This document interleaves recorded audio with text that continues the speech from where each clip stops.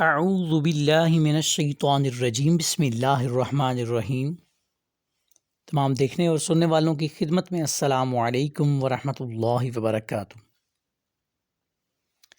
جی معزز سامعین، جیسا کہ ہم پچھلے اسباق میں حروف مدہ کے بارے میں پڑھ رہے تھے اور ہم نے الف مدہ کے بارے میں پڑھ لیا تھا، جلدی سے ہم اس کا اعادہ کر لیتے ہیں اور اس کے بعد انشاءاللہ ہم اپنے اگلے سبق کی طرف بڑھیں گے۔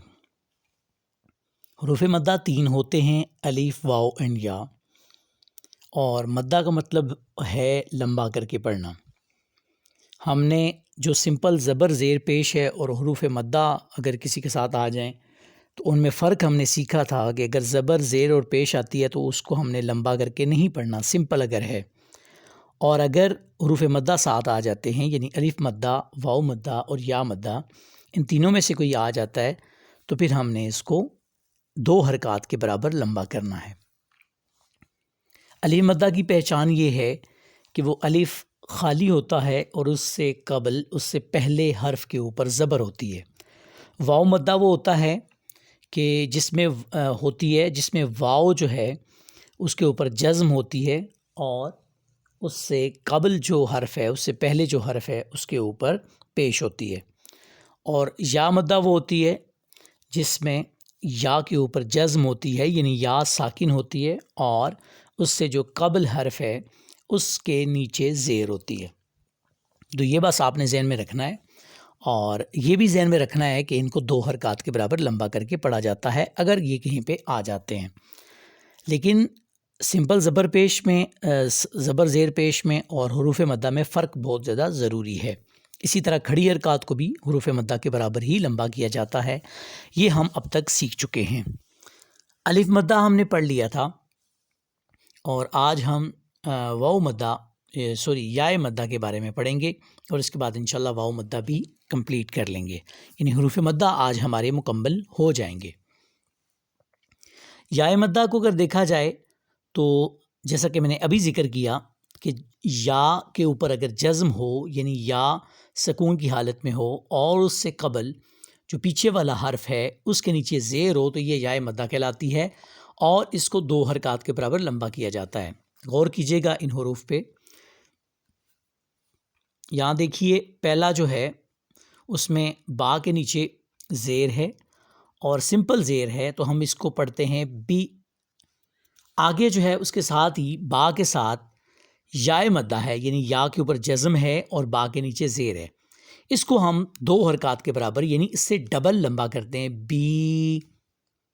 یہ فرق بہت زیادہ ضروری ہے، جو غلطی عوام میں بہت زیادہ پائی جاتی ہے وہ یہی ہے کہ سمپل زبر زیر پیش کو لمبا کر دیتے ہیں یا پھر حروف مدہ کو کم کر دیتے ہیں، جس سے معنی میں فرق پڑتا ہے اور بہت بڑی غلطی یہ کہلاتی ہے۔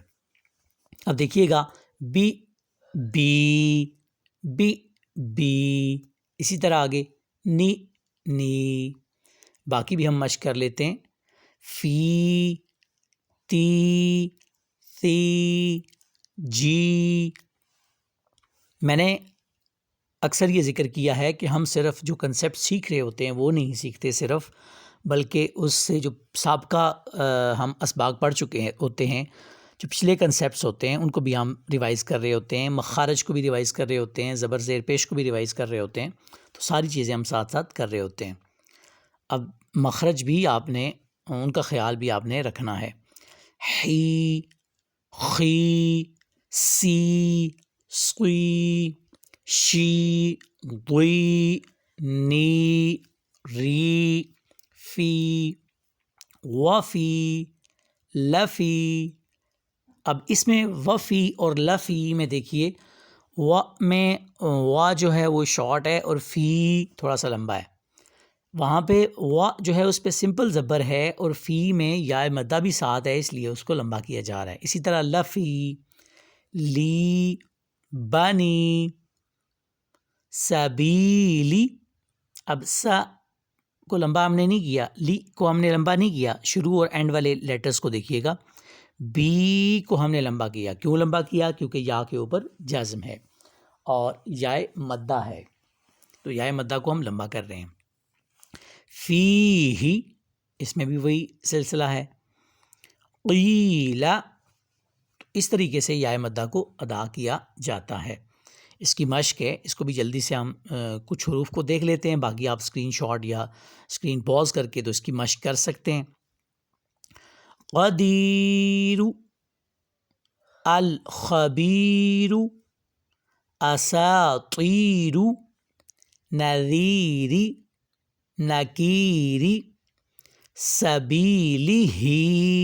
اب یہاں پہ دیکھیے، س کو ہم نے لمبا نہیں کیا، بی کو ہم نے تھوڑا سا لمبا کیا کیونکہ یا مدہ ہے، لی کو ہم نے پھر شارٹ کیا، اور ہی کو ہم نے پھر لمبا کیا کیونکہ کھڑی زیر ہے اس کے نیچے۔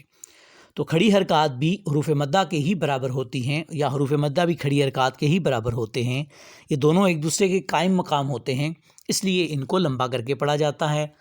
بس یہ فرق بہت زیادہ ضروری ہے، یہ آپ نے ذہن میں رکھنا ہے۔